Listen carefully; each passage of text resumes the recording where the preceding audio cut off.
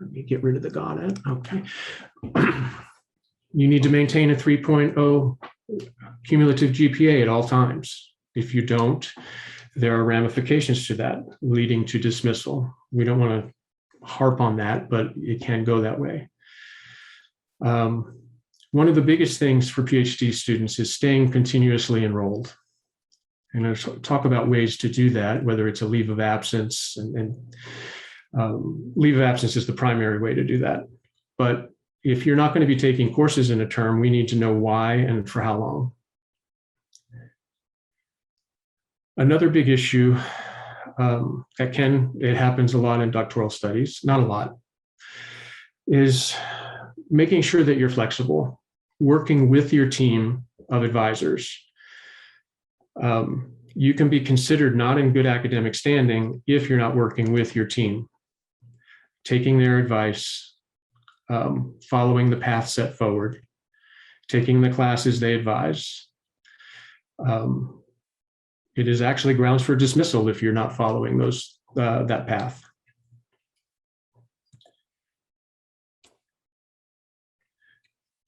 In terms of forms that you can use,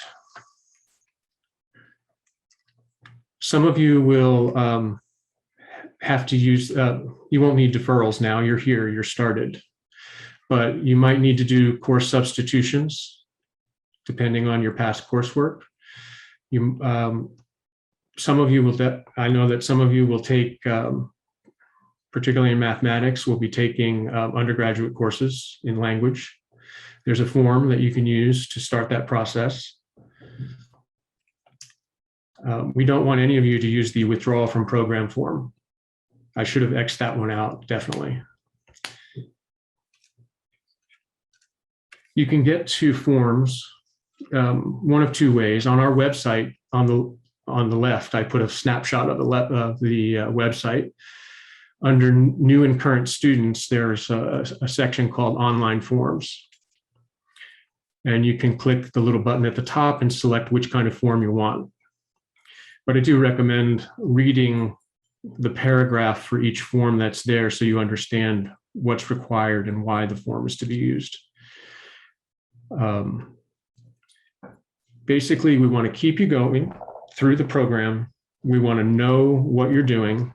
We never want you falling away and us questioning, well, they're gone. We don't know what they're doing. It's very important. Progression is very, very important. And good academic standing, because the goal is to graduate. To graduate, you must, everyone who graduates actually passes by my desk, which is kind of fun to say, but it is a ton of work. To make sure that you have satisfied all the courses that are set forth, you've maintained the standard of grades, you don't hold more than 20% of your grades in C's. And that your program has approved you for graduation.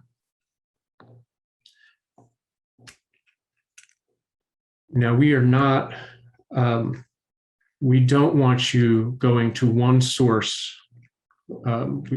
People tend to go to the grad apply email a lot to contact the grad school. We do not want that. We want you contacting these various entities here so that we can, again, keep things moving on our end. If we bog down grad apply, we can't assist you in the best way that we can. One I want to focus on is grad ETD, because now we're talking about how to graduate. When you go through and you've completed your coursework, you become a candidate, you go through your candidacy, and then you defend your dissertation. That's the time when you, all that time that you are preparing for defense after your candidacy, you will enroll in 997 course. And that's the only course you should be enrolled in. That will count you as a full-time student until you're finished. So you'll sign up for 997 in every semester, every fall and spring semester. Those are the only semesters in which it's required. When you think you're going to defend, before that semester gets there, you will email gradetd@morgan.edu.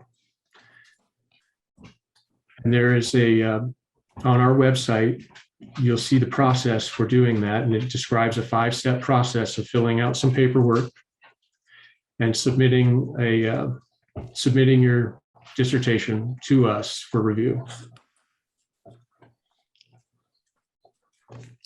So you get reviewed in your defense by your department, but you're also reviewed by the graduate school to make sure you're conforming to the professional standards of the graduate school. And you have to pass both of those standards to graduate. I believe that is it for me until I'm sure Q&A comes up later.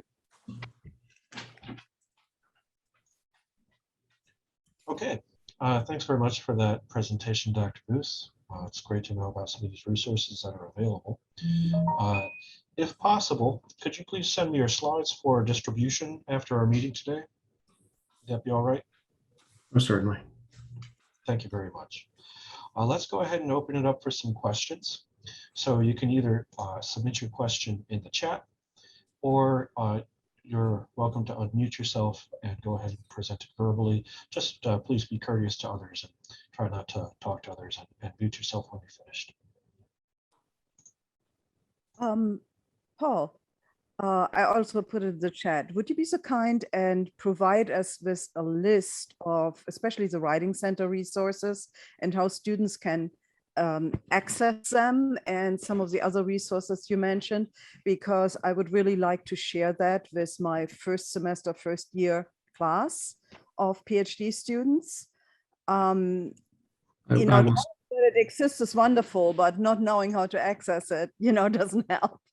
I will send that over to Dr. Brandau with the slides. Thank you very much.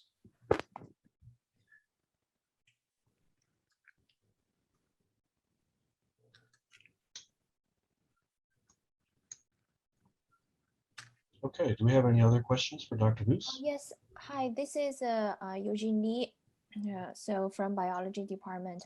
I have a question about thesis submission. Last year, my graduate student who submitted a master thesis, and we have experienced a lot of difficulties in understanding the process and also understanding those languages in the process.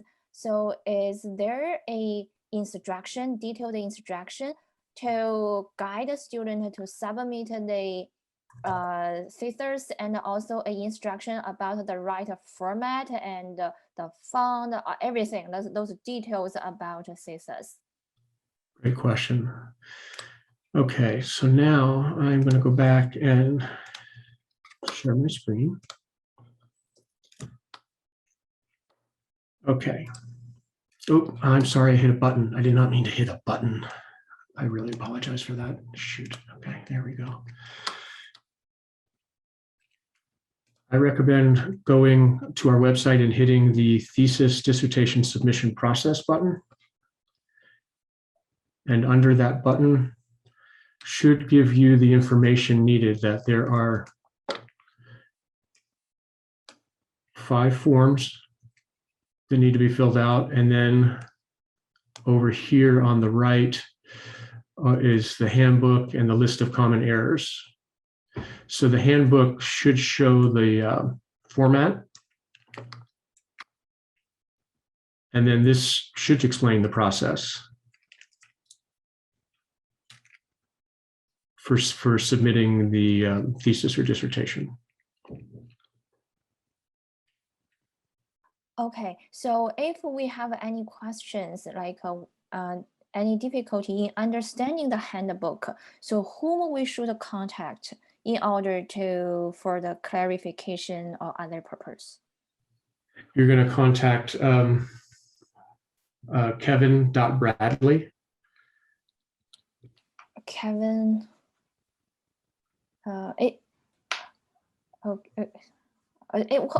Is there like your faculty staff like kind of directionary, or so student can keep it as a?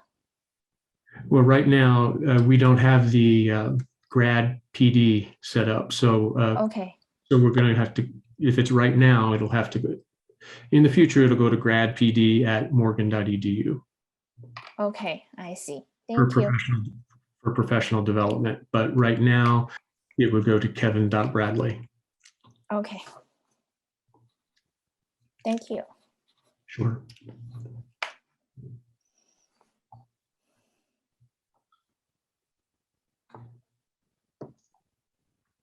Well, I have a question.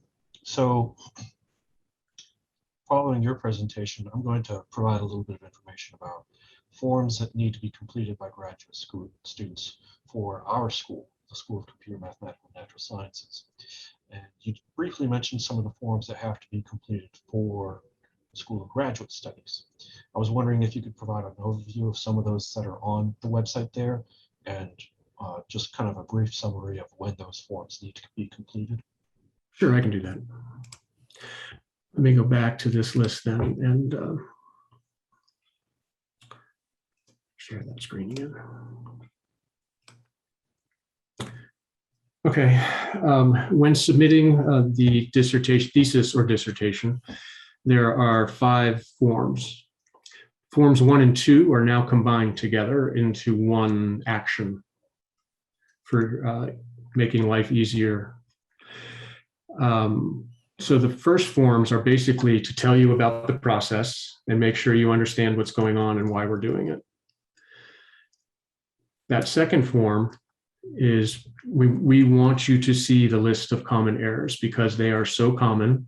We want you to recognize that they occur and try to fix them in your document. Dr. Garrison and Dr. Bradley and their team of reviewers will send things back immediately if common errors are not fixed. So it's better to get the common errors completed ahead of time and to know about them. So those 2 forms are really about knowledge and making sure that you know what the common errors are. It's just getting you started for submission to us. Again, you can go and look at the common errors yourself at any time on the website. The next one is the intent to defend.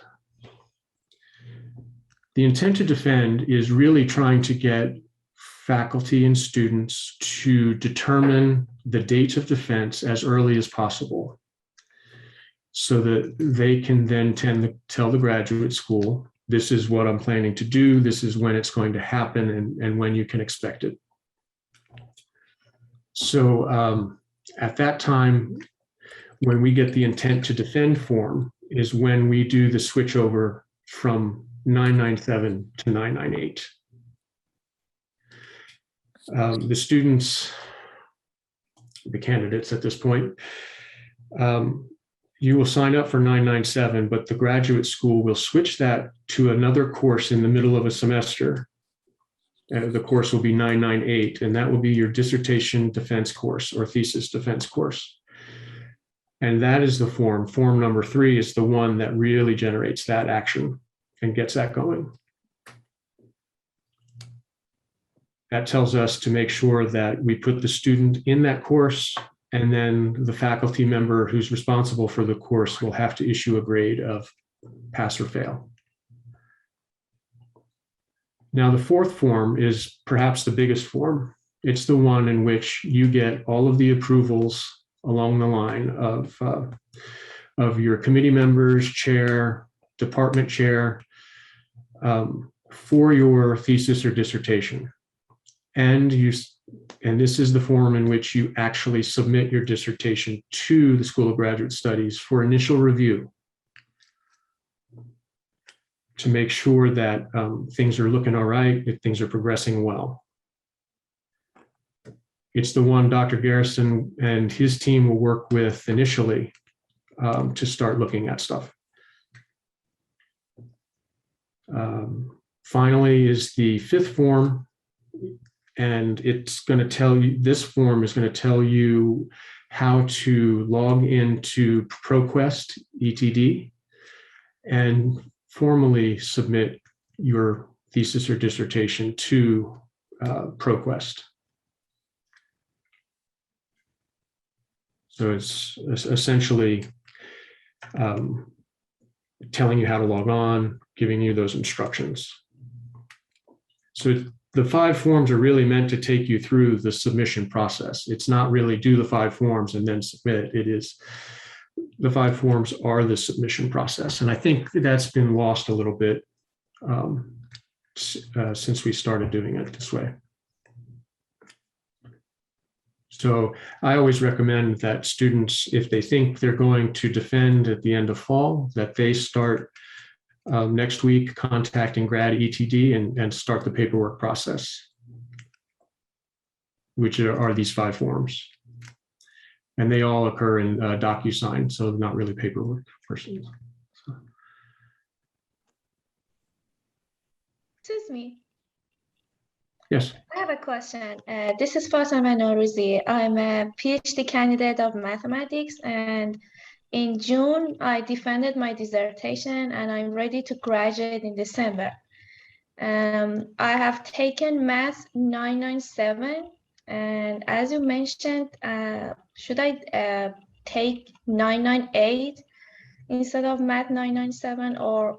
No, candidates should never sign up for 998. They should always sign up for 997, and then this grad school will change you over. Okay. After you finish form number 3.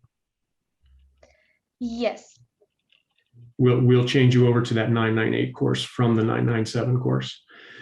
And so I recommend you next week, you're going to need to email grad.etd@morgan.edu. Sure. Thanks a lot. Certainly. Hello, Paul. Hello, I don't know who I'm talking to. This is Sumi, Dr. Xie. Do you know the deadline yet about the submission of the dissertation? Right here. Okay. Deadline for defense is October 8th. Deadline for submission is October 22nd. Okay, thank you. We have those 2 dates because we really don't want, we want you, there's often writing or fixing of writing that has to happen after the defense. And so that's why the defense date is 2 weeks prior to the final deadline.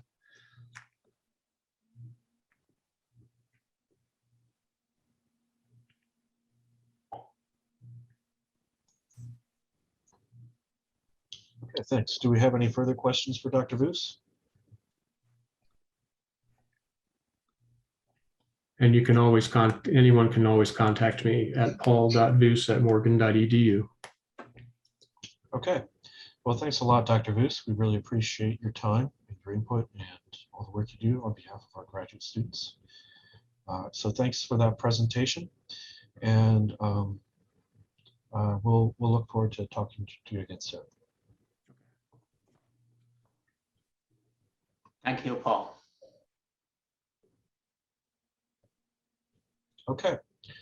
With that information about School of Graduate Studies and requirements and the process for defending through them, I'm going to provide you now with a little bit of information about forms that are required for the School of Computer, Math, and Natural Sciences for our graduate students.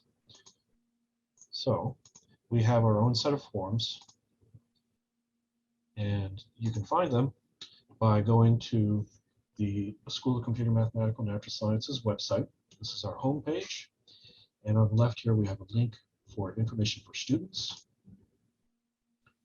And here we have a section for forms. And the graduate student forms are down at the bottom. So here we have several forms that are required for our graduate students. Every semester, students are to complete a graduate student progress report form, summarizing the courses you've taken, the progress you've made, and your current standing at the program. When you are ready to form your committee, whether you're a master student or a dissertation candidate student, a PhD student, to get your committee members approved, you need to complete this form here. So we ideally would like you to submit this in the summer of your first study. It has to be approved by your graduate program director, the Associate Dean for Graduate Studies, that's Dr. Americana, and the Dean of SCMNS, who up until September 1st is still Dr. Yu, but we'll soon have an interim dean in place. When you are ready to schedule your defense, you need to first submit a request to schedule the defense form at least 10 days, a minimum of 10 days before your requested defense date. After this form is approved, you can ask me for a defense announcement template. And the defense announcement template basically provides some information about your thesis or dissertation and a little biographical information about you. And I will send that announcement out to SCMNS faculty, staff, and students. Our defenses are intended to be public. So in principle, anyone from the school can attend and ask questions. And that's just part of what scholarship means in our process. And it is a public process. I know some people get nervous about that, but it's really nothing to worry about. You don't really get anybody throwing tomatoes at your defenses. And after you've defended, you are to submit a documentation of the results of your dissertation defense. And those are the main forms for you to complete in SCMNS. These are all available electronically. You fill them out in DocuSign here on our website. And finally, sometimes during the summer, there is some funding available to support graduate student research. And to apply for that funding, you submit this form here. We can't guarantee it for everybody, but it is available some years. It really depends on the circumstances. So those are the main forms, and I can answer a few questions if you have any.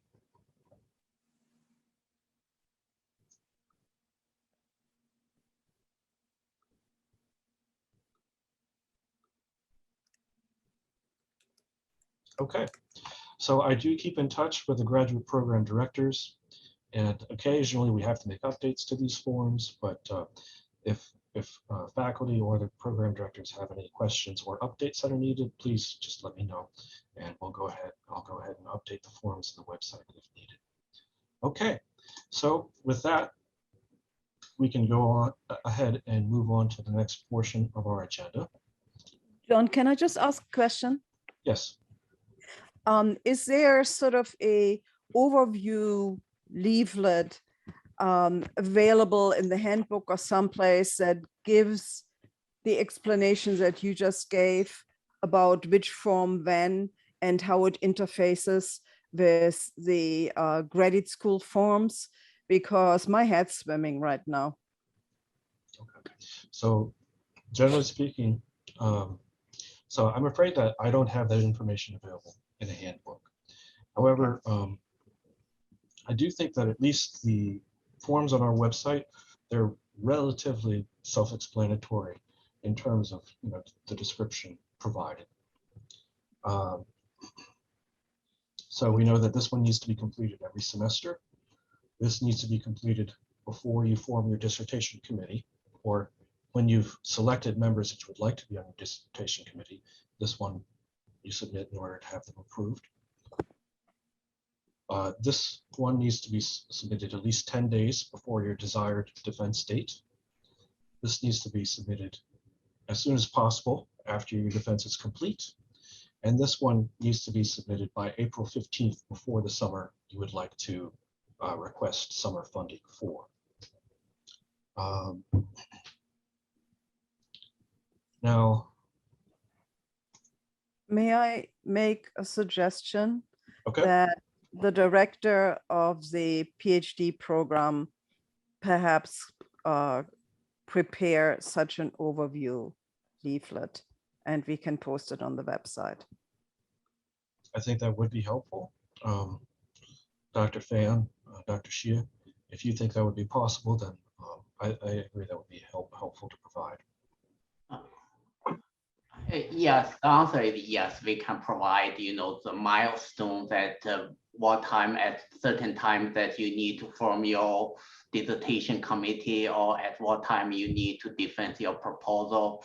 So based on Christine's question, John, it is really hard for the school to develop some kind of form, because that I think we also need a couple more forms, such as, advanced to candidacy form after they finish their dissertation proposal defense, those kind of form, that we need.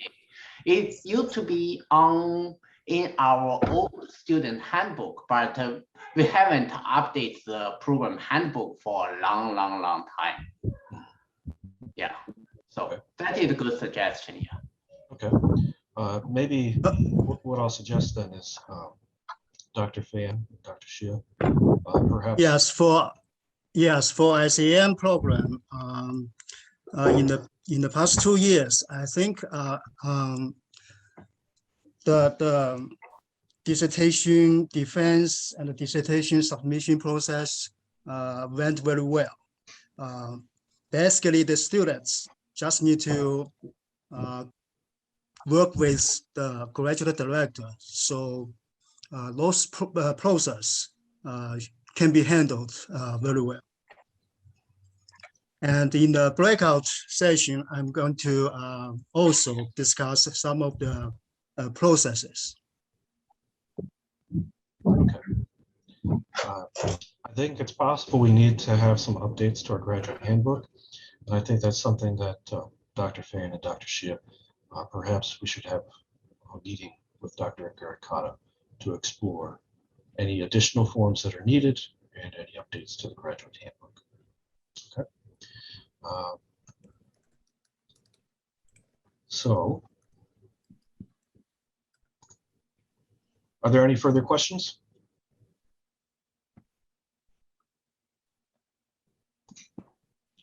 Okay. So at this point, we are going to move on to the next item on the agenda. And for that, we will have a breakout session. Our first session is going to be for graduate faculty with tips for effective graduate student mentoring with Dr. V.G. Sither. Dr. Sither, you're on the call with us, right? Yes, I'm here. Great. Thank you for confirming. And then in the session for graduate students, we're going to have policies and regulations and opportunities for PhD funding with Dr. Fan and Dr. Shia. So I'm going to create 2 breakout rooms. I'll label them for faculty and students, and you will be able to select which room to enter. Okay. John, you might be also mentioned that after this breakout session, we're going to have a break from 12 to 1, then we're going to start again at 1 p.m. Is that right? That is correct. So we're going to use the same Zoom link that we used in the morning to join. Okay, great. Thank you. There's one link for the whole meeting. So you should have received that in a calendar invitation, and it should be on your calendar. So after your lunch break, please rejoin us at 1 o'clock to continue with another breakout session. That one will be on, we'll have again split for faculty and students. One will be for faculty members on important opportunities for faculty members, as well as graduate faculty policies and procedures. And the second breakout session at 1 o'clock will be with Dr. Edward Dillon for graduate students on tips on surviving graduate school. Okay, so we're going to have our first breakout session now. Let's see. Breakout rooms.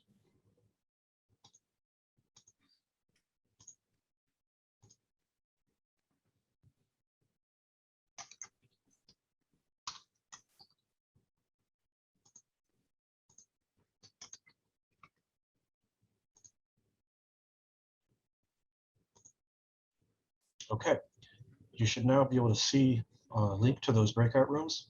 And please go ahead and choose the appropriate room for you, whether you're a faculty member or a student. Not seeing any Oh, yet. okay.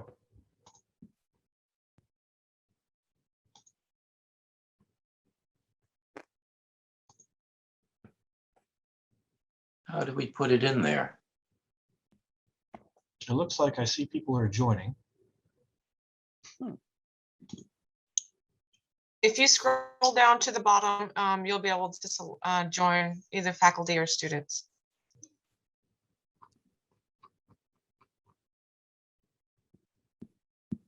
Oh, I see. Okay.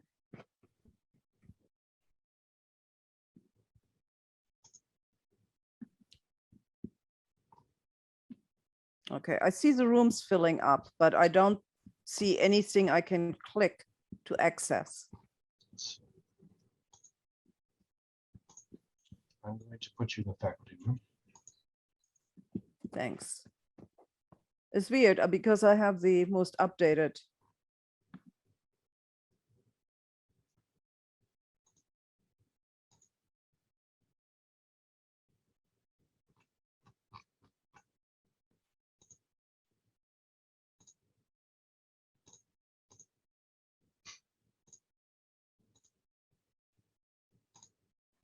Hey, John, so we join by ourselves or you send us to different breakout room? So you can join on your own. If you're not able to do it, then I can send you to it. I didn't see the button. Can you please put me into the faculty room? Sure. This is Eugene Lee. Thank you.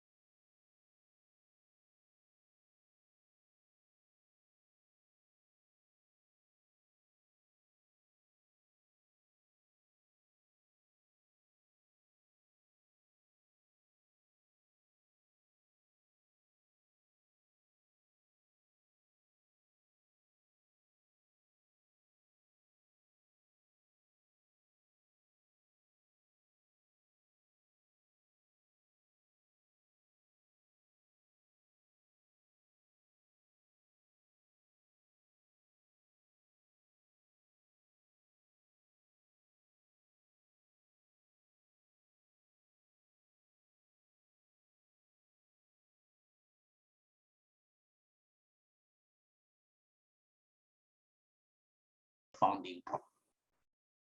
Okay, so I'm going to share my screen and start to introduce the Bioenvironmental Science PhD program. Okay, so make sure that you all can see my screen right now. Is that right? So this is some kind of agenda of the outline of my introduction. First, I'm going to give you a brief overview of our program. Then I'm going to talk about some kind of program general requirement. Then very, very important is that once you enter the program, what is the plan of your study? How are you going to achieve, eventually graduate with your PhD degree? Then there are some specific requirements or milestones that along the way along your graduate study here, I'm going to talk about those things. Then we can have some kind of question and answer sessions. Okay, so first thing first is the program introduction of the Bioenvironmental Science PhD program. So basically, first thing is that Morgan State University PhD program in the Bioenvironmental Science is the only such group program in the Maryland higher education system. The program was established about 20 years ago, I think is in the 2001. We had this program at Morgan, and I think right now it's about 20 years. This program has 20 years history.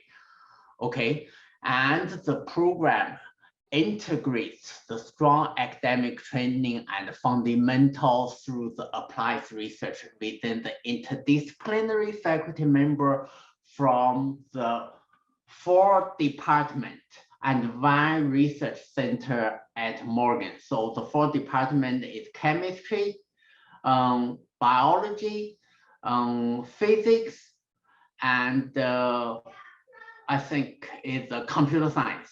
And also there are a couple of faculty members from the Morgan State University Patuxent Aquatic and Environmental Research Lab. Okay, so basically the program provides a cohesive program to study basically on the different environmental issues that are affecting the biological system. So there are a long history of our program. I'm not going to talk about those in details because we don't have too much of the time. So another thing I'm going to talk about is the program general requirement. Okay, so for the program general requirement, first you need to know is that which track you are in. So the program has 2 tracks. One track is called advanced track. Okay, so let's see it. One track, it is called advanced track. And another track is called standard track. What is advanced track? Basically is that if you enter the program, we already have a master degree, okay? You are in the advanced track. So basically, you enter the program with a master degree already, you are on the advanced track. And basically, you only need to complete 36 credit hours to graduate from the program. Okay, that is how we define the advanced track. Then we also have a standard track.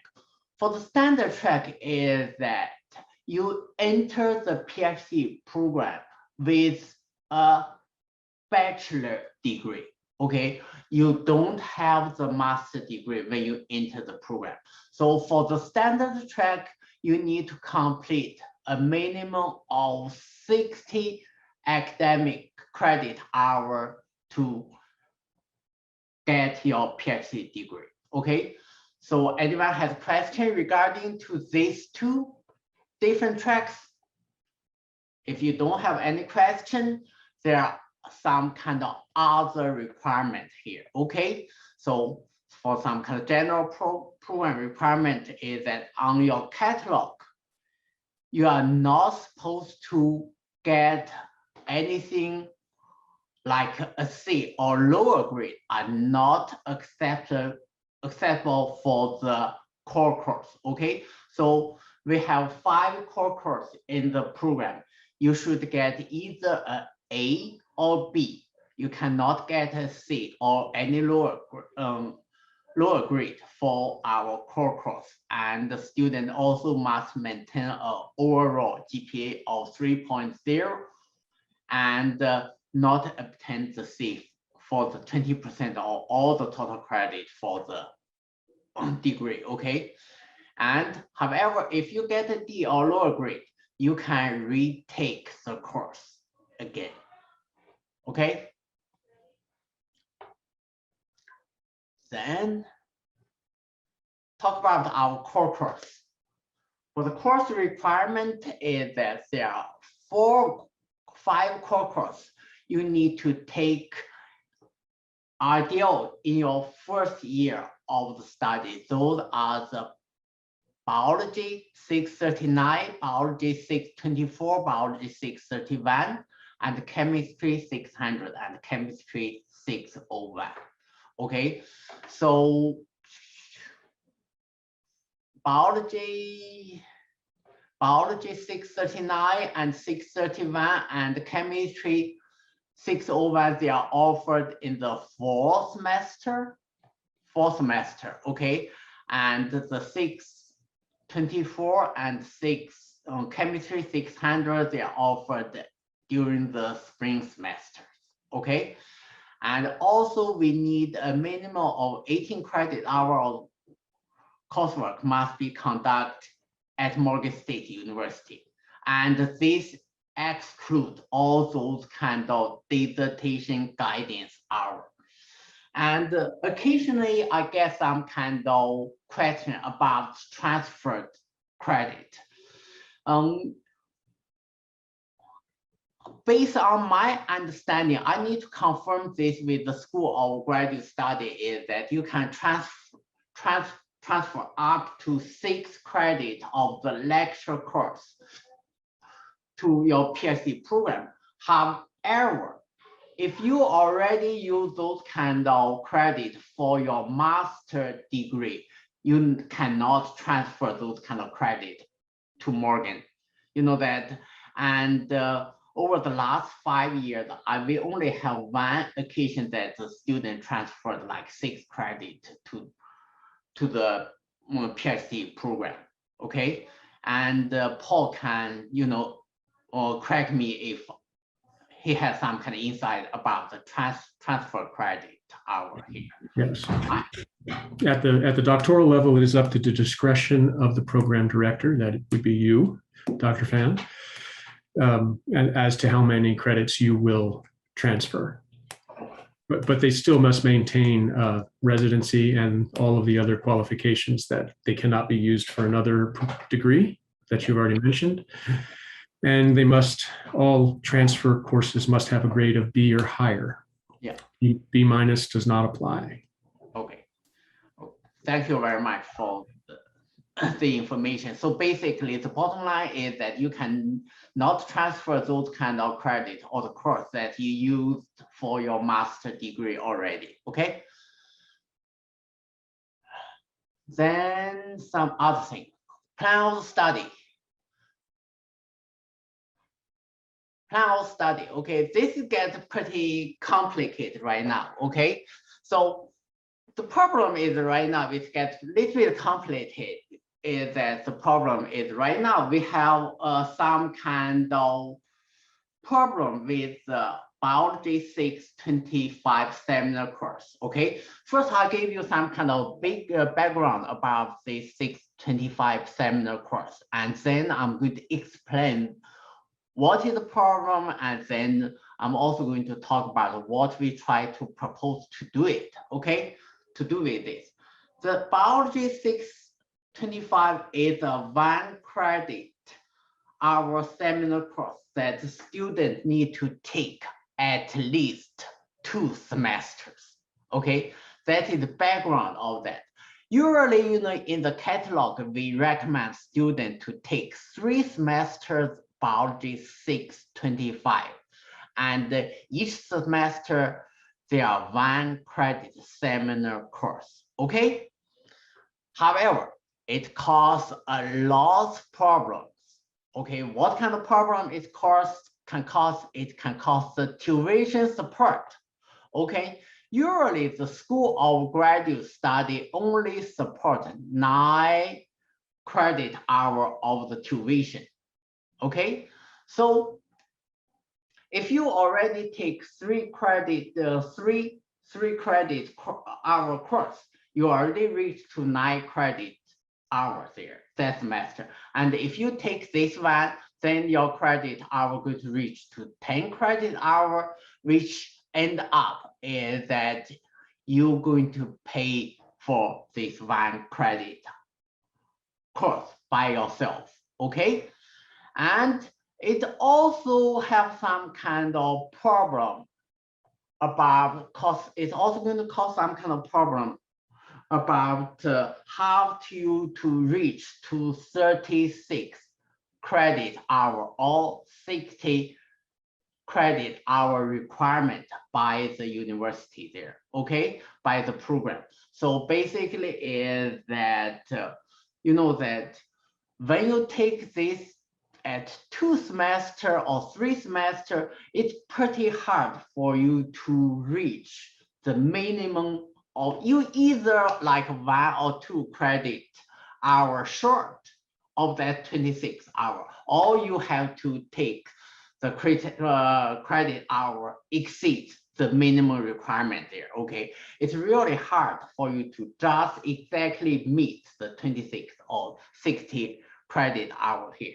And you know that later on in your study, you're going to meet me 1-to-1 during your advising session. You're going to see the program here. Okay, so once we have those kind of problem, okay, for the last, and another thing I want to mention is that usually we have, you know, that we have a way to work around this is that once you take the research credit, you know that you can pick up one of the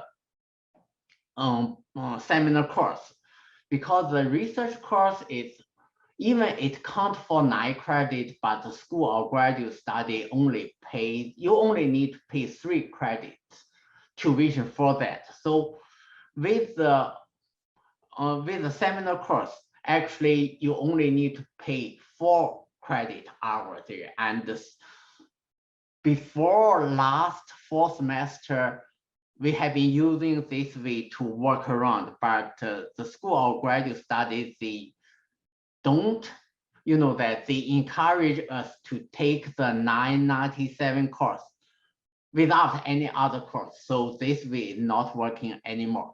So we have lots of problem over the last year with this Biology 635 seminar course, okay? And you know that now it is proposed, okay? We want to change this 625 course to a 0 credit hour course, okay? So you need to still need to take it at least for 2 semesters, but it's a 0 credit course, okay? So they won't cause those kind of problems regarding to your tuition support or the credit requirement, okay? And hopefully this will be approved by the spring 2022 semester. The bottom line here is that in the near future, we're still going to live with this problem. However, hopefully in the fall 2022 semester, we can get rid of the problem. But I'm not going to guarantee you with this. But the bottom line here is that I'm going to work with you to solve this problem, you know, that with the support from the school, with the support from the graduate studies, School of Graduate Study, okay?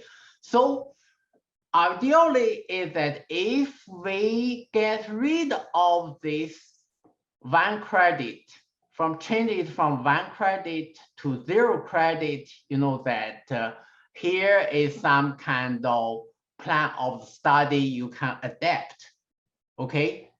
So the first one the first year is that this is what I recommend all the students supposed to take. Okay, biology 631, 639, and chemistry 601. This is 9 credits here. Okay, then in your first semester, I also encourage you to visit at least 3 different labs. Okay, you need to visit at least 3 different program faculty and the research lab, and you should select your research advisor there. Okay. Questions? If no question, for the second semester, spring semester in your year 1 study, you're going to take the biology 624, chemistry 600, and an elective that relate to your own research area, and 1 credit of the and 1 seminar course. Okay, and 1 seminar course here. But here, since we propose to change this 1 seminar course in 0 credit, so the second semester, you're still going to have 9 credit hours here. Another thing is that during because that you finish all your core course in your first year of the study, that in the year 1 summer, you need to finish your comprehensive exam. And the total of you're going to have 18 credit hours after year 1. Okay. For the year 2 study is that the second semester, the third semester of year 2, you're supposed to take the biology 995 and biology 002. 002 is a course of the comprehensive exam. It is a 0 credit course. You know that basically, once you take the comprehensive exam in the previous summer, then in the third semester you register for this course, I can input the result of your comprehensive exam. So during your graduation, you're going to see that you pass the the comprehensive exam. Okay, and that's that third semester, you also should take supervised doctoral research 800 level course there. Okay, then after that, you know that for the fourth semester, spring of your year 2, you need to take again 1 seminar course and some research course 800 and 801 and 996. Okay, so basically is that very important is that you know that in those kind of 800 and 801 course, basically your advisor can advise you take 1 elective, okay, to replace 800 or 801, or 2 electives to replace the 995 or 996. Okay, so the very important thing is that there are lots research, doctoral research, dissertation research course offered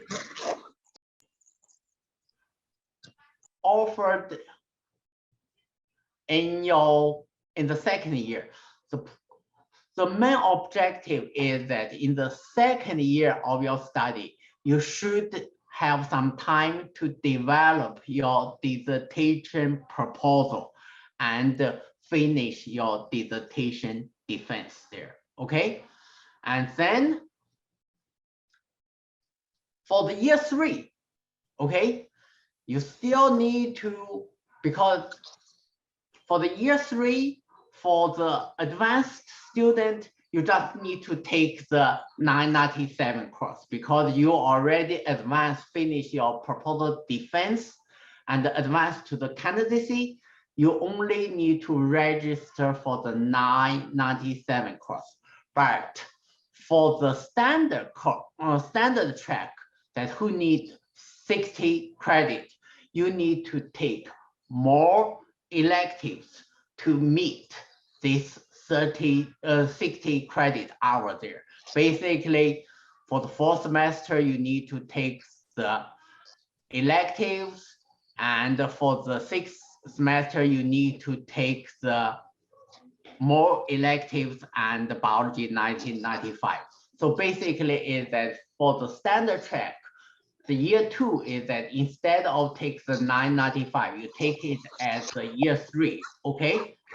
Year 3, you know that for the year 2, you take more electives. I think there are one student that are not muted. You have lots of background information there. Please mute it. Thank you. So that is for the, you know that for the standard track, after 3 years, you should already have 54 credit. And then in the following years, you need to still take 1 elective, you know, that to reach to 57. Eventually is that after all the students, you know that after you achieve your candidacy, okay?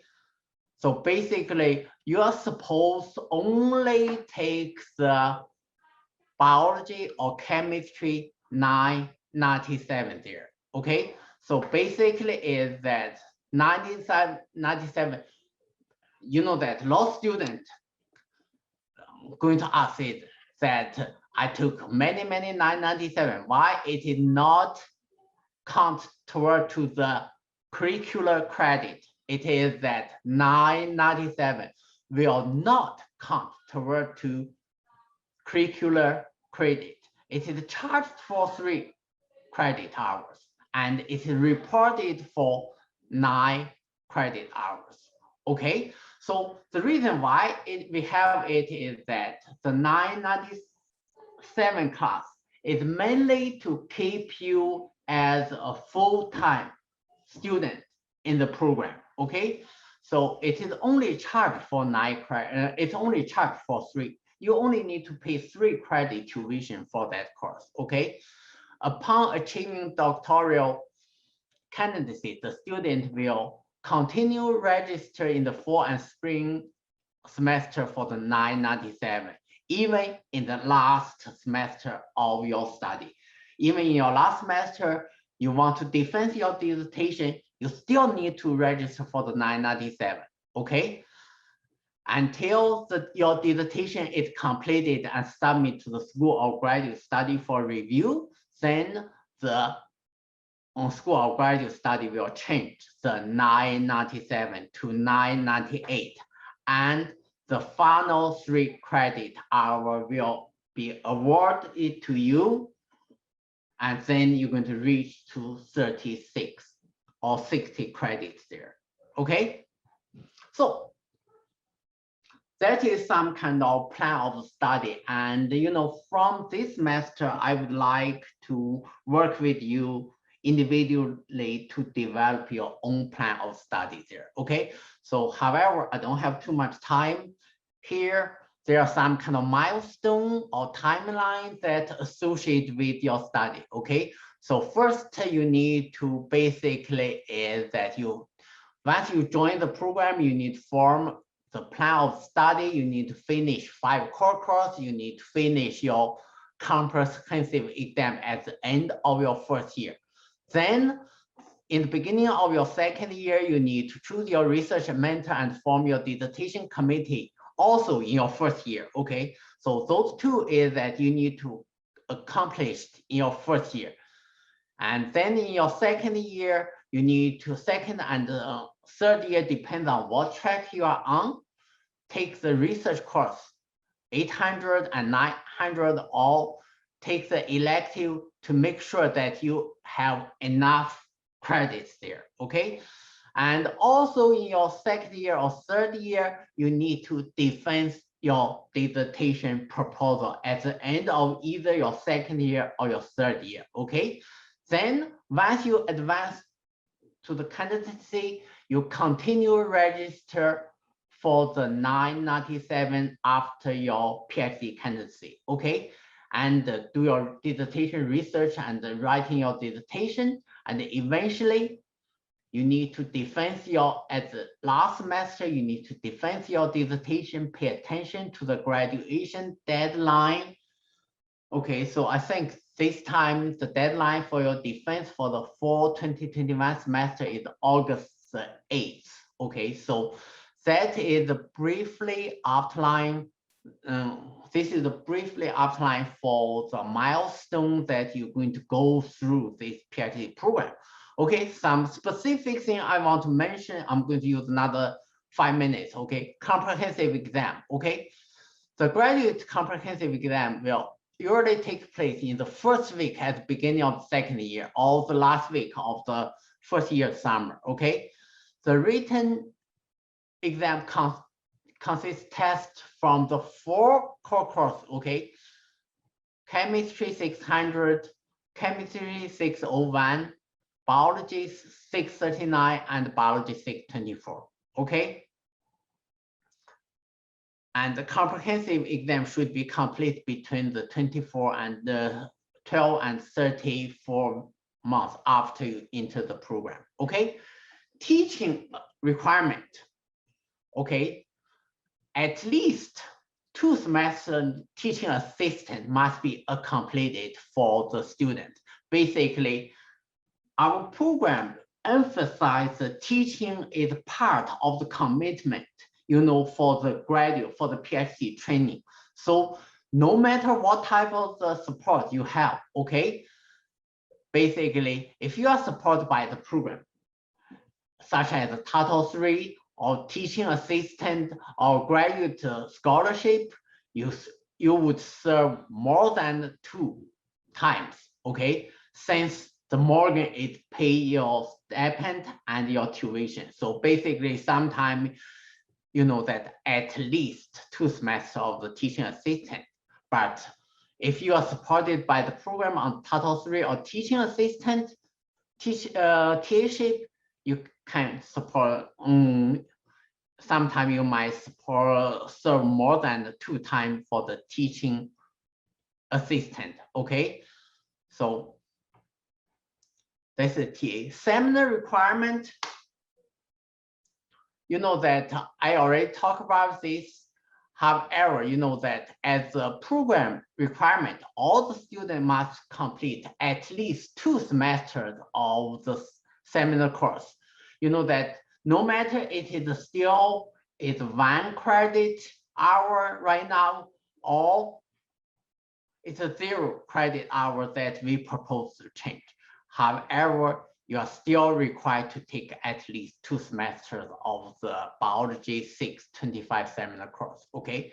Dissertation, a dissertation committee must be formed and approved by the dean of the SCMNS at least 1 semester before your defense, okay?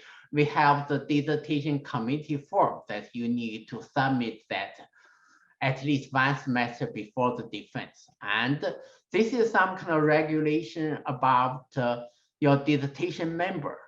How you have a dissertation chair, basically your research advisor, and external member, okay? The external member need to be approved by the dean and 3 other faculty members from the program, okay? And also a written dissertation must be prepared and approved by the dissertation committee, the program director and school and the dean before you can have your defense, okay? And finally, I want to talk about advising. This is a very, very important, okay? Every year, every semester, okay?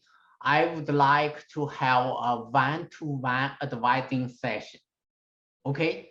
And usually this session is scheduled right after the midterm exam. I have some kind of reason, you know that some students want to have this advising session at the end of semester, but you know, that because you need to select a course, I want to, you know, that you need to select what kind of course you're going to take for the next semester. So, you know, that you want to have this advising session scheduled a little bit early, okay? So one-to-one advising session is scheduled right after midterm exam for every semester. What I need from you for this advising session, your progress report and transcript should be forwarded to me before the meeting, okay? So I really want to have a good idea, good understanding, you know, your progress, okay? What course you already took, what you need to take in the next step, okay? This is very, very important. You know, right now we have almost 50 students in our program. I just don't have I cannot memorize all your, you know, every student. I need your progress report and your transcript, okay? So it is critical that you attend this advising session. Basically, why it is important? First is that after we have this advising session, I'm going to give you the registration PIN number, so you would be able to register for the next semester. You're also going to understand what you're going to, basically, what you're going to take for next semester. And it's also going to, for me, to understand or get a good estimate how many credit hours we need as a program for next semester. Then we can request the tuition support from the school or graduate study. However, the most important thing for this advising session is that I try to keep you on the right track. Okay, I want to mention this is that some students didn't come to my advising session. You know that that is not acceptable. Okay, you need, this is very, very important. Okay, so pretty much I gave you some kind of policy and the regulation of the program, and I think I'm a little bit over time. You know that I'm going to hand to Dr. Xie as soon as possible. Okay. Okay, thank you. I'm going to share my screen.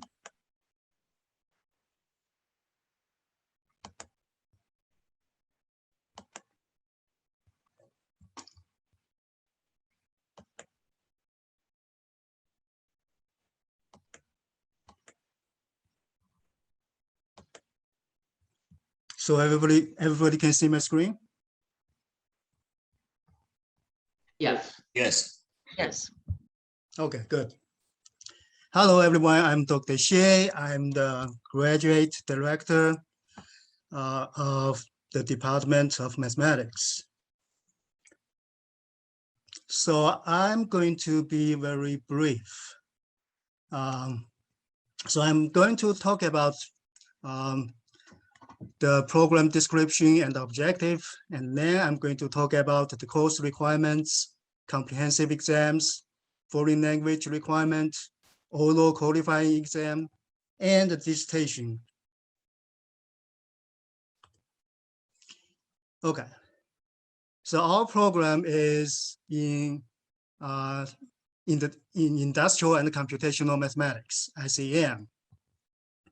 And this program offers opportunities for candidates to have an in-depth study of mathematics and its applications. So I want to emphasize, basically our program is mainly about mathematics. So I know some of you came from different backgrounds, not from mathematics. Some of you came from physics, computer science, and or engineering. But our program basically mainly is a mathematics program. And you are going to see all core courses will be about mathematics. So I just want to emphasize that. And the program has faculty members with research interests in various areas of mathematics, such as real analysis, okay, including real complex functional analysis, algebra, combinatorics, differential equations, operation research, numerical analysis, mathematical biology, and statistics, and mathematical physics, mathematical cryptography. But again, the key is we emphasize the underlying mathematics, okay? The theory of the mathematics. Then we also emphasize that the applications of these mathematical tools and the theories. The objective of the program is to produce graduates who are broadly educated in the mathematical science. So you can see that through our core courses, who can work at the current research frontiers of their specialized disciplines, including application of such disciplines to solve problems arising in academia, industry, or government. Okay. Now the core courses, the course requirements. So everybody must take the 6 questions. Hey, Dr. Shea, I'm really sorry. I'm having trouble with the Zoom link. I'm really sorry. I apologize for that. So the connection is unstable. So please forgive me about that. Okay. But I'm there. Okay. Thank you. Thank you for letting me know. Okay. Thank you. Thank you. Yeah. Right now, the core courses are 6 core courses. So we have 2 courses for algebra, 2 real analysis courses, and 2 topology courses. So those are 6 core courses, and the elective courses for students with prior master degree when they are admitted. For those students, they need to take 18 credits, course credits, from a list of elective courses. And for students with only bachelor degree, when they are admitted, they need 39 course credits from their elective courses. And also, everybody has to pass dissertation defense, and after that, they can earn 3 credits for Math 998. So the total credit requirements for students who had a master degree will be 39 credits, and the total credit hours required for students with only bachelor degree would be 60 credit hours. Now, comprehensive exams. So usually after you take all the core courses first year, in the second year, so you should take comprehensive exams. So everybody has to pass real analysis and algebra comprehensive exams. So those 2 comprehensive exams are required for all students. Okay. And the third one the subject of the third comprehensive exam can be chosen by you and your advisor, if you have an advisor. By the way, I encourage all of you to, during the first semester or during the first year when you take some core courses. So I would like to ask everybody to decide what kind of subjects that you are about the research. So you basically you should have some rough idea what kind of research interests you are going to have. So so I encourage everyone to choose an advisor, research advisor, as soon as possible. So if you have an advisor, research advisor, then you can consult with the research advisor to decide what is the subject for the third comprehensive exam. Okay, you can choose topology, differential equations, complex analysis, computational mathematics, biostatistics, numerical analysis, and some other fields. Not necessarily in our department, can also be in physics or in computer science.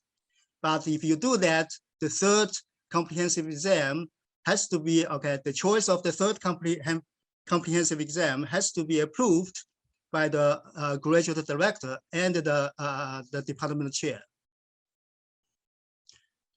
So everybody has to pass 3 comprehensive exams. A student will be allowed 2 attempts to pass the comprehensive exams. Okay. And with regard to the third option, remember the third comprehensive exam is not a mandatory one. It's the one you are going to choose. Okay, if a student is not successful on the first attempt, then the student cannot choose the other optional subject. So you have to, okay, take the same exam, the exam of the same object that you failed. Okay, so you cannot say, oh, the first time I choose topology, you failed. Then the second time I say I want to change to differential equations or complex analysis. No, you cannot do that. If you failed the complex analysis first time, then the second time you have to take complex analysis again. Okay. And again, let me emphasize,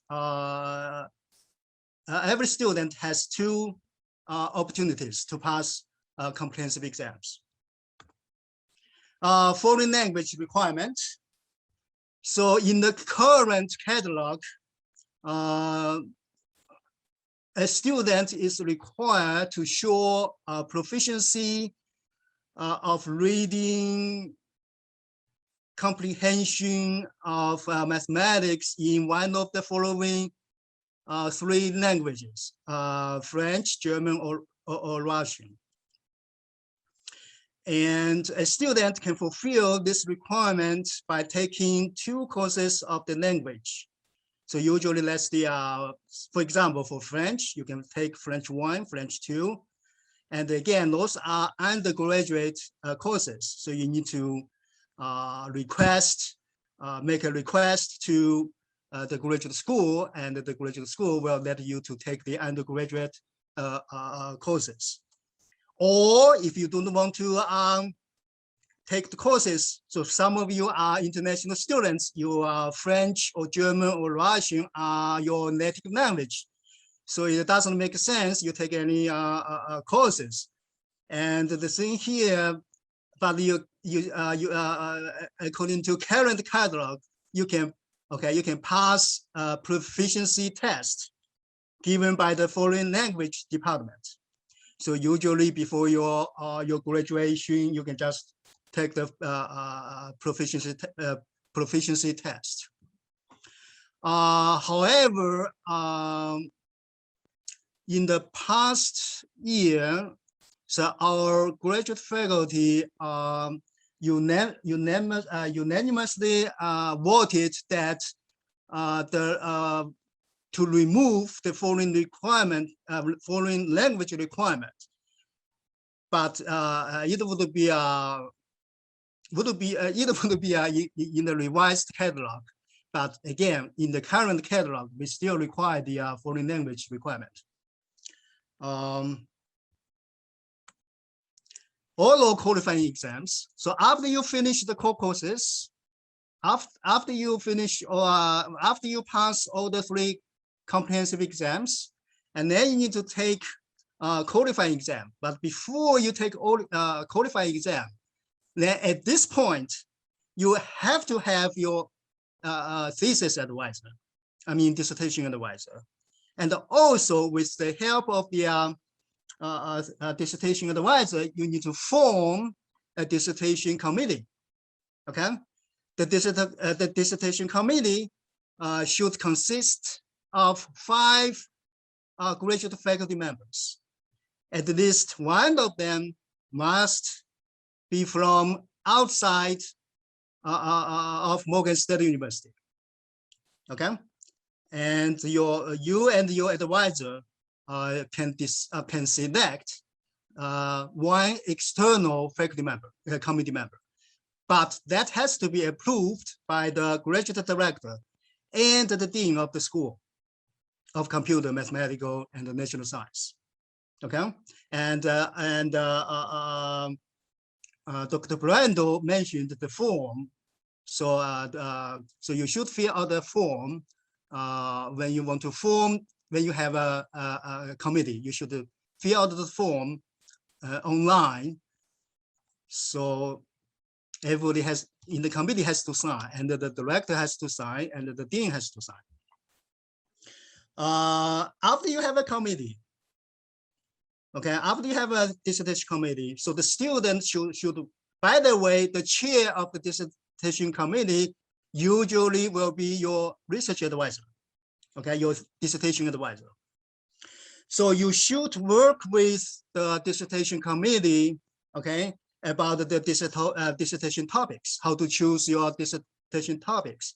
Okay, then you need to do literature research, and okay, you need to work with the committee. And once you have a dissertation topic, then you need to, okay, you should schedule the oral qualifying exam. All right.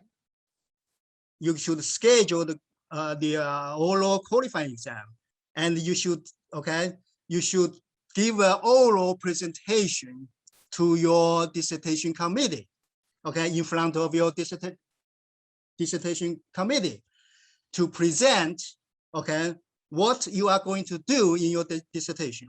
Okay, what are the dissertation topics?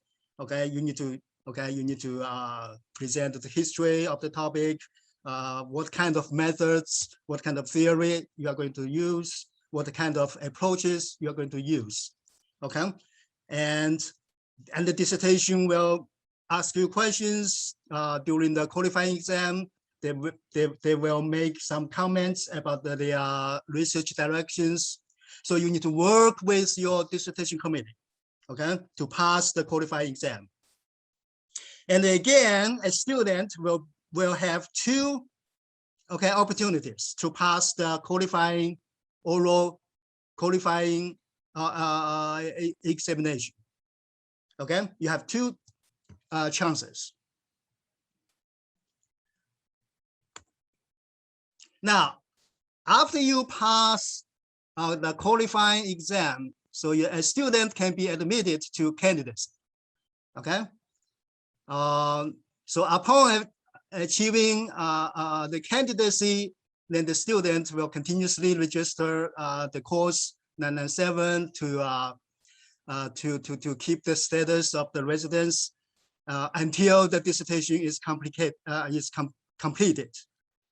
and submitted to the graduate school. And Mr. Woods has already introduced the steps for that, and we have to follow all the deadlines.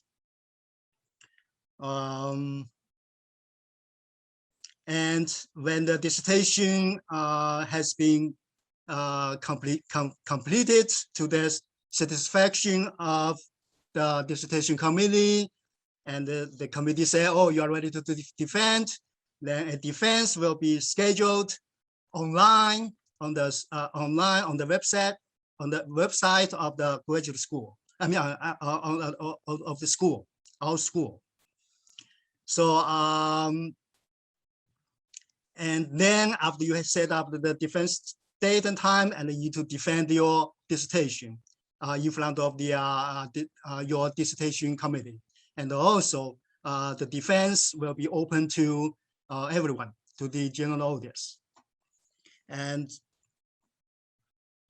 the dissertation must contain original publishable results in the mathematical science and its applications. So the dissertation must be original, must be publishable.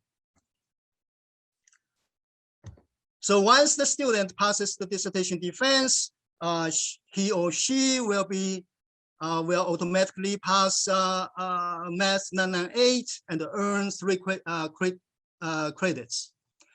So, and then after the successful submission to the graduate school, then the student can graduate and obtain the PhD degree. So those are the brief requirements for the ICM program. About the plan of study, you can find a sample of plan of study in the catalog. So I always, I suggest you for incoming students, once you are enrolled in the first semester, you are enrolled, and you can, come to see me to discuss, the plan of your study. So we can look at your previous transcripts, because many of you have already had the master's degree. So we can look at your previous transcripts and make a plan of study for each one of you individually. So if you, and also usually at the beginning or before you register any courses at the beginning of the semester, it's a good idea to always contact me, to contact me to, I would make some recommendations according to your transcript, And during the years in your PhD studies, I will be, monitoring your progress, sometimes I recommend some courses, but sometimes the students sometimes don't follow my recommendations. If they do that, they should ask me first. But sometimes some students just don't ask me to, they don't follow the recommendations. So I must say I usually, I always, monitor your progress, and if you don't follow the recommendations, there will be sometimes there will be consequences. For example, it may delay your progress to the PhD degree. So that's a plan of study. And about the forms and the procedures, I always, at the beginning of the semester, of each semester, I usually remind the students about the possible deadlines, such as the deadlines for graduation, the deadlines for defense, the deadlines for submission of thesis or dissertation. So usually I send out the email to students, to all students, and their advisors, okay, to just inform them of these deadlines. And also, in many cases, we have usually we have a graduate student meeting at each semester. Okay, usually at the beginning of the semester. Okay, and at that meeting, usually I will also inform students about the dates. For example, the dates for possible comprehensive exams and the deadlines for thesis and dissertation. To take comprehensive exams, you have to register with the director. Okay, usually we give comprehensive exams every semester. Okay, every semester. But before you take the exam, you should. Very good. Thank you, Atia. Not too hard. Not too hard. Let's. Please mute. Okay. So each semester we're going to give comprehensive exams. Okay, but before you take that exam, you have to register with me. Okay, and again, I'm going to inform you, announce the deadlines for the registration for the comprehensive exams. Okay, and the dates for comprehensive exams. And during your study, if you have any questions about the program, about the courses, you can always send me an email. Okay, so work with me, it should be fine. Okay, so I will make recommendations.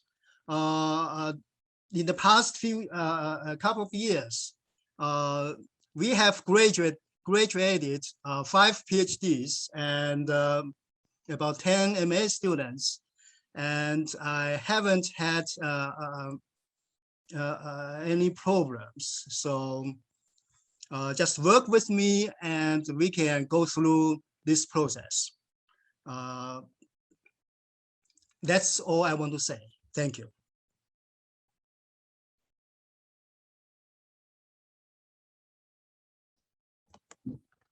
Okay, so thank you, Dr. Xie. So right now it's already 12 o'clock, so we're going to, I know that we don't have time for the question and answer, but if you look at the agenda that from 2 to 3 o'clock, we have 1 hour dedicated to the question and answer, and you can hold your question until, 2 o'clock, okay? So right now it's 12 o'clock. We're going to end this section and see you at 1 p.m. John might want to talk for a couple things. I think that covers everything. Please do rejoin us at 1 o'clock for another breakout session, and have a good lunch break. Okay. Thank you. See you at 1 p.m. Okay. Yeah. Thank you. Yeah. See you this afternoon. Yeah. We thank you for providing this information and taking the time out to sort of guide us through this. Hearing it more than once, hearing it from multiple parties, it sticks, and it's very helpful to help us navigate this process. So thank you to everyone for, what you all have provided us. And then I have another question though. Dr. Fan, I asked you earlier about virtual schooling. Can you clarify that for those of us who are not first year students? Is the coursework virtual for all graduate students, or was that a first semester, first year thing? Can you clarify that for us? I think, okay, all the graduate courses are offered as a remote format for the fall 2021 semester. So my understanding is that even you want to come to the Morgan and take the face-to-face course for the graduate course, there's no instructor going to be in the classroom. Okay. Well, thank you for clarifying that. Right. I have another question. Yeah. Related to crossing over programs. Like, is it possible? And I don't know that I'm looking for advice, more so that I'm looking for potential or possibility when I ask this question. Mm-hmm. If I wanted to complete my bioenvironmental science PhD and then go into, let's say, architecture or computer science or something like that, is that possible at Morgan? And I know that there are different funding streams and things of that kind, but with what I have set up now, would that be possible at Morgan? Or anything is possible? Is that your answer? I never heard about that, but I guess it is possible as long as you take all the course requirement and credit hour requirement for both programs. So basically that my own personal experience is that when I took my PhD study in the biological oceanography in College Park, I also took the master's degree on the computer science. So basically, so at the same time, yeah. So as long as you want to, that I'm not, in the position to confirm you with that, but if you take all the course requirement, all the credit requirement for the two programs, that. You can confer. Yeah. Thank you for that. That's all the questions I had. Thanks again. No.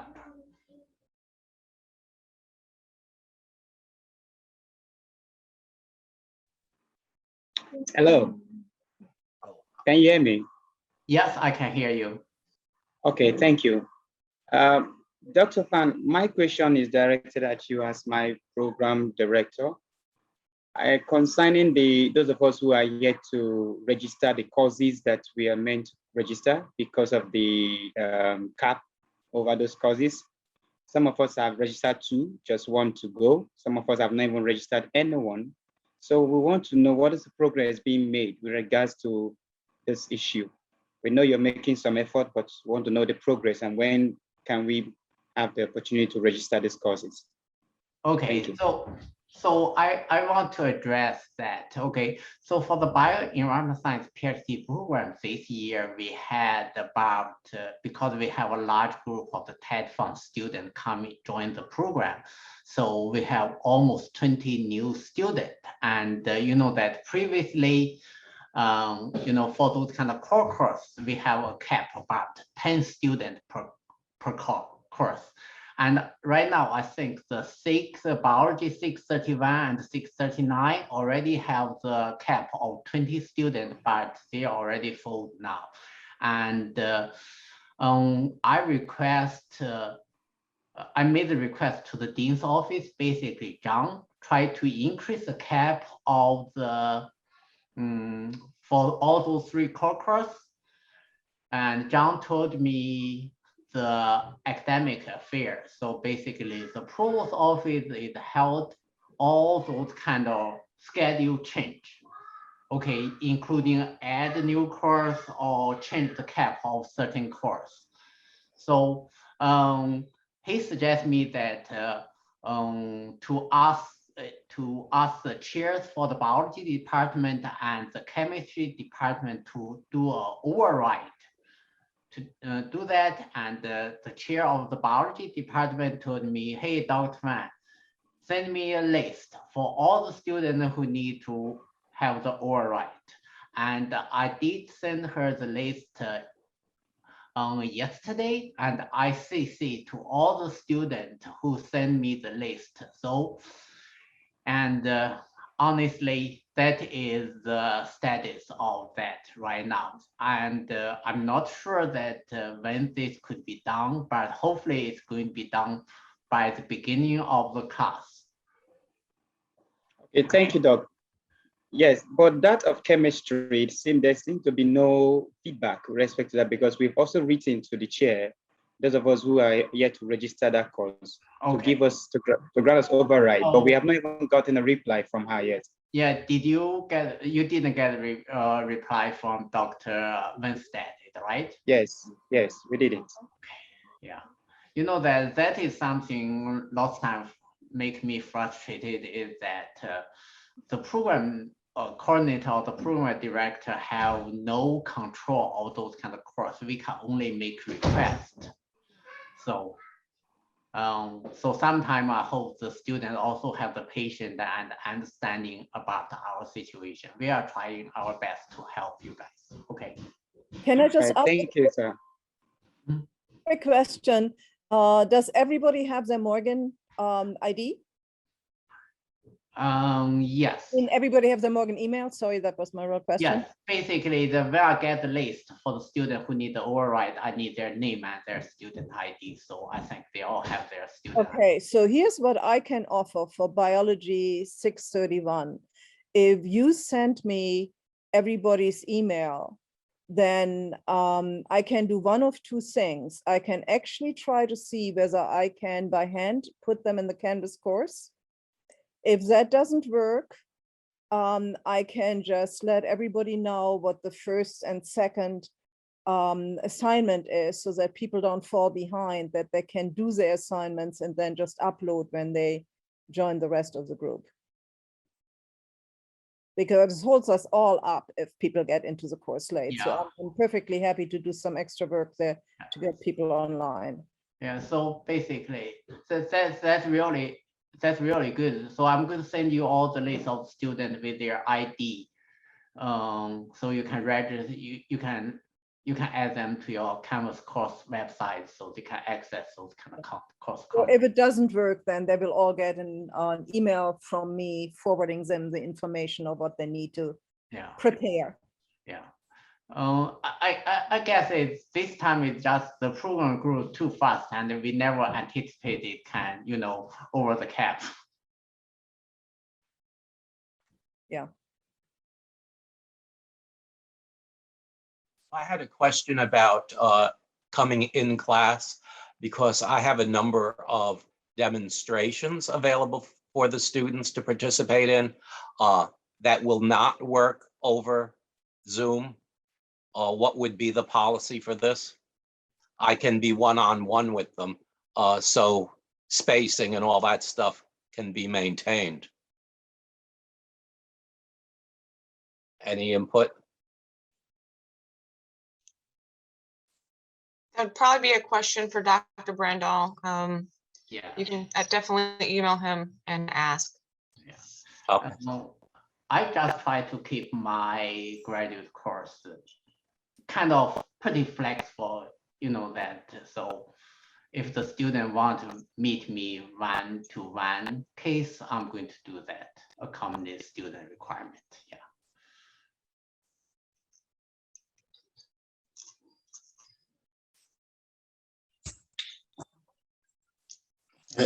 Dr. Fan, I have a question for you. What's your question? Excuse me? Yeah, so with regard to the 8XX and the 9XX courses that we are unable to register recently, and I've been emailed you regarding that, that we cannot enroll on the courses, the two courses, the 800 and 900. Yeah, I already mentioned that to the dean's office already. That those courses, that we request to add it on the schedule. And right now it's showed on my workload, that, but it's still not visible on the website for students to register. Yes. I already report this, to the dean's office already. So, okay. It shows on my working load. So basically, I was assigned to certain course, that, but that course is still not showed visible on the website. So you guys not going to see it. I don't know. That is some kind of scheduling error. The scheduling team in the academic affair, they need to address this problem. They already know this. Okay. Okay. And then another question for you as well is, basically I was advised by an advisor to enroll on a course, biology 525, on a recommendation that's going to help me. Can that substitute now one of the 800s for me? Yes. Okay.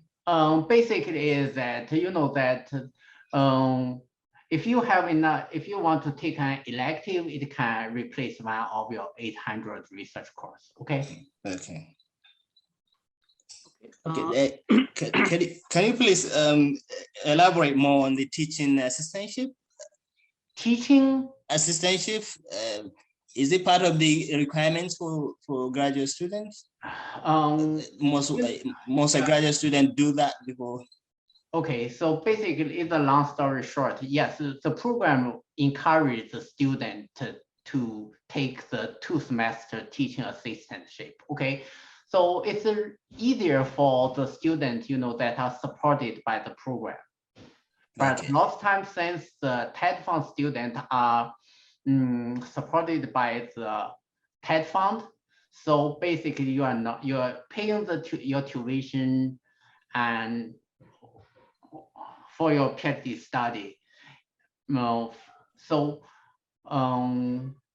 we cannot force you to be a teaching assistant, but okay. The program still strongly recommend, you know, that it's a part of the PhD training. So, you know, that we still want to keep our program requirement consistent. So, you know, that we're not going to ask you to teach, to lead a course, to teach course by yourself, but you still want to serve as a teaching assistant to some kind of professor who is teaching a course. Okay, so in that case, are we going to make a request for that, or do we? What do we do? Basically, is that each year the chair of the biology, each semester the chair of the biology department, chemistry department, physics department, I can provide there's the chairs for the department a list of the students who are available for the teaching assistant assignment. Then those chairs going to let me know which student going to be the TA for certain class. Okay. Okay. Thank you. Yeah. Okay. Dr. Fan? Yes. I would like to know if there is any difference between biology 993 and biology 995.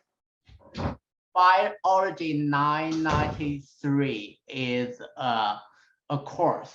It's like 997. The only difference between 993 and 997 is that one is for the pre-candidacy and another one is after candidacy. So basically is that for you is that if you already finish all the required core course, but you still didn't do your dissertation defense, you didn't advance to the candidacy, you need to register for the 993. So the 993 is reported for 9 credit, but it's only charged for 3 credit. We use that course to keep you as a full-time student in the program. And 995? 995 is a dissertation guidance. It is a research course. So basically it's associated, you can, and that is 6 credit course. You can use it to fulfill your 36 or 60 credit requirements. Okay, because I was asked to take 993. You told me to take biology 993, and some of our colleagues are taking 995. So I don't know the reason why some are taking. You're going to email me, let me know your. I don't think I advise you to take 993. Because you are only the first years, this is your start of your second year, you're supposed not to take 993. Yeah, I was told to take 993 by you. Okay, I will email you. Yeah, let me know. Okay, you definitely should not to take 993. Okay. Okay, thank you. Dr. Fan, will there be a meeting to discuss the competency exam for those of us who were affected by COVID? We're going to have a specific program, meeting for all the students. We're going to discuss all those kind of issues. Okay. So the comprehensive exam, because we lost the professor, who taught those kind of core courses. So we really need to get a new set of questions for the comprehensive exam. Okay. So most likely we're going to have the comprehensive exam during the, winter break. The winter break. Will we have a time to prepare? Will you provide something, or how would that? I mean, I think we'll need it because of the amount of time that has passed. It Yes, was a year ago. Yeah. Yeah. Okay. Thank you.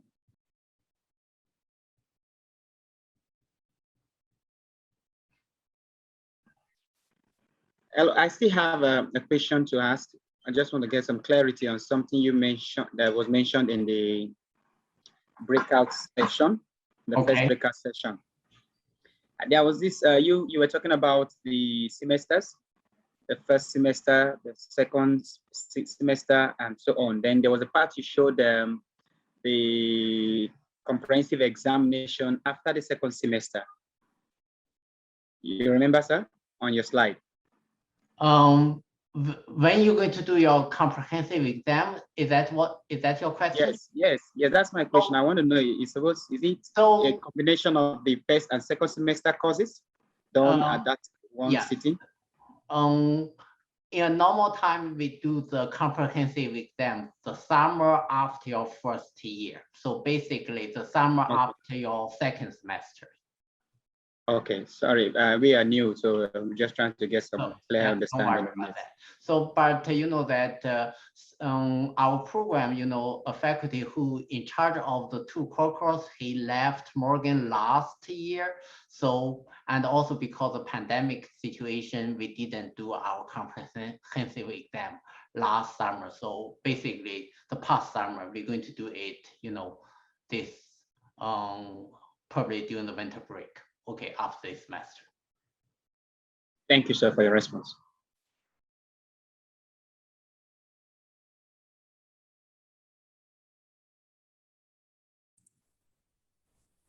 Dr. Fan, I have a question, please. Yes. It is mandatory to complete all core courses at the first year of our study? Yeah. Okay, thank you. Actually, that I got your email about this question. You know that based on the program catalog, you need to finish your comprehensive exam between like 12 to 24 months after you enter the program. So basically is that if you don't, in your situation, because that you don't want to take all the core course in your first year, you can take the core course, finish all course in your second year, but your progress is going to be delayed for 1 year, in terms of your comprehensive exam. Okay, so you're not going to take your comprehensive exam in the first summer. You're going to take the comprehensive exam in your second summer. Yeah, thank you for clear answers. Thank you, Dr. Fan.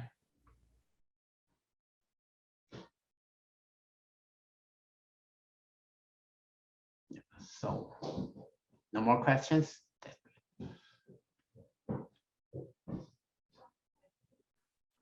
Thank you, Dr. Fan. Not a problem. So, anyone wants to ask some kind of question about the industrial computational mathematics program? Yep, Tamika does, because it's of interest. I'm going to look to see what my schedule looks like, because Dr. Fan, a lot of the prerequisites, I don't have 500 level algebra 1 and stuff, but could that be bypassed for undergraduate algebra 1, 2, differential equations, all of that with an A? Is there a way to get a waiver for something like that? Where's Dr. What's your colleague's name? Dr. Z? Dr. Here. Here, Dr. Here. Can you repeat the question? So, look, this is wishful thinking, all right? Okay. But let's say I wanted to enroll in the ICM program. Could, the prerequisites were like 500 level algebra 1, algebra 2, differential equations. Are you able to get a waiver for those if you've gotten an A in those courses undergrad? Or absolutely has to be 500 level algebra 1? Has to be graduate level courses. So if, for example, if you have taken, say, algebra, abstract algebra in some other school, and you want to, we have a very similar course, algebra course, and now you are enrolled in our program, and if you want to request a waiver,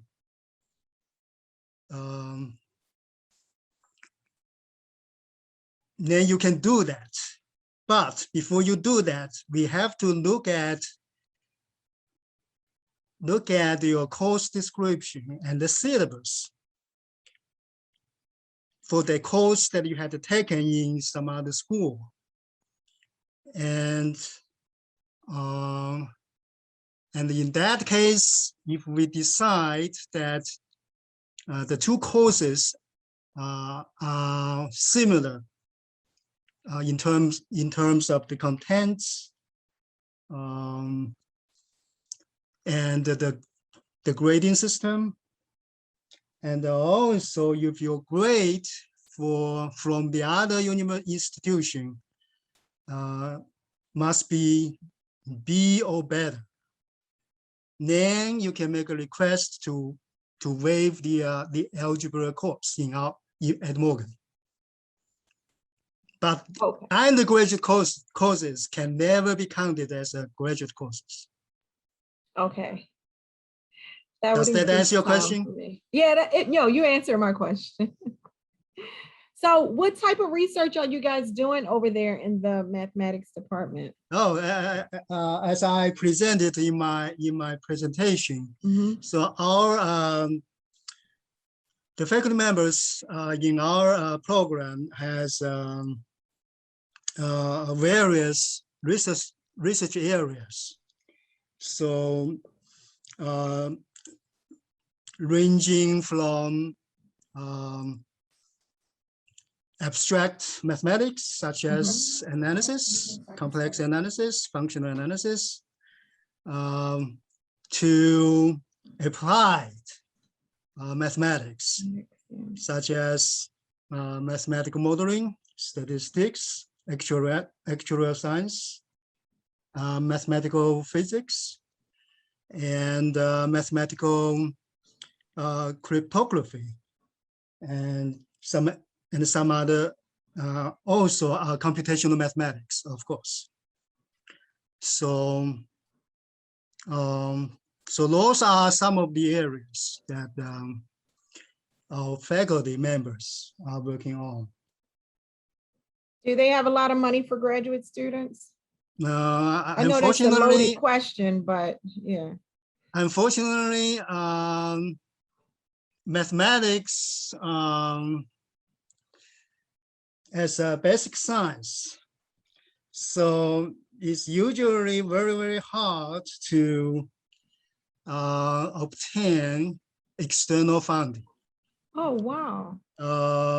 But we do have faculty members who have been funded by NSF, by some private company. But compared to some other departments, I mean, this is not just for Morgan. So nationally, this is the case where mathematics department usually have difficulty finding external funds. That's because Dr. Fan take all the money. That's what it's like. I'm just joking. I'm just teasing Dr. I Fan. have lost money. He has all the and money. I'm looking for students to work with me. I'm just putting some fun into the meeting. Please forgive me. But no, go ahead, Dr. Tell me your name again so that I pronounce it correctly. You can call me Dr. Shea. Dr. Shea. Yeah, Okay. X is pronounced like SH. Okay, so Dr. Shea. Okay.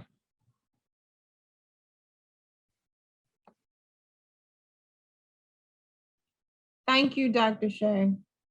I always thought that mathematics was such a field that, you know, would get a lot of funding because it's applied across all sciences, but okay.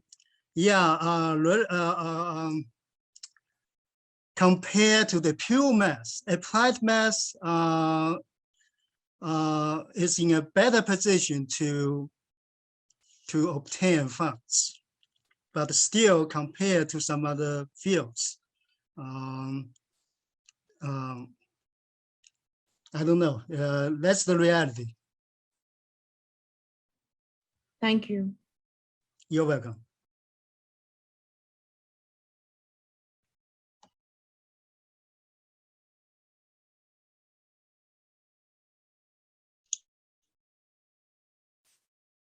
Are there any other questions? Any other discussions?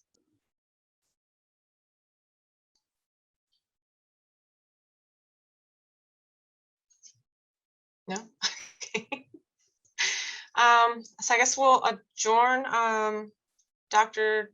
Gary Cotta is not able to do the adjournment or the ending comments. So I'm part of the Dean's office. Dr. Fan, did you want to say something? I just want to say that thank you very much for all you participate in this workshop. I know this workshop gave you some kind of really brief introduction about our graduate program in our school, and we try to work really hard for everyone, you know, that try to improve our graduate program. And if you have, I know that we still have lots of problem, question, policy we need to work on. And if you have any kind of question, suggestion, please let us know. And thank you very much.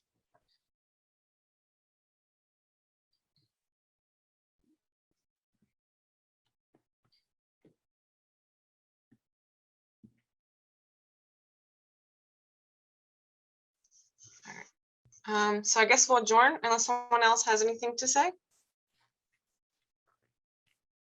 right, thank you everyone for attending, and the presentations were great. Thank you to the faculty and the students, and I hope everyone has a great day. Thank you very much, everyone. Have a nice starting of the semester. Bye-bye. Bye-bye. Thank you. Bye-bye. Thank you, Dr. Fan. Yeah, bye-bye. Bye. Thank you. Thank you, Dr. Fan. Bye now. Thank you. Thank you. Bye.